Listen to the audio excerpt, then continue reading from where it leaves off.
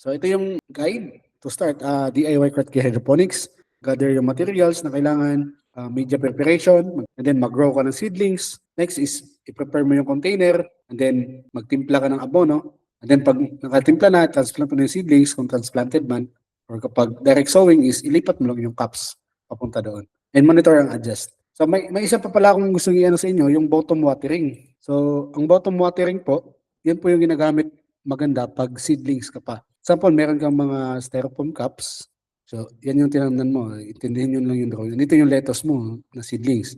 Yung bottom watering po is magpe-prepare ka lang ng container or tray ba yan.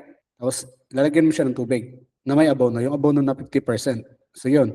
Tapos, imbis na idilig mo yung tubig dito sa taas, ito na lang, ilulublob mo dito. Ilulublob mo yung pots mo doon sa tray na may tubig. Para yung bottom part lang ng pots ang mababasa. Kasi kadalasan, yung mga cause ng dumping off, yung mga namamatay ng seedlings, napo-fungus, kasi yung pagka-overwatering, masyadong basa dito, so nagde-develop yung mga disease dito. So pagka bottom watering ka, dry yung ibabaw, so hindi magta-thrive yung mga disease, or mababa yung chance na mag-thrive, and yung roots mo also is ma-develop na mag-develop sa baba. Matitrain yung roots na sa baba mag-develop, hindi sa taas. Okay?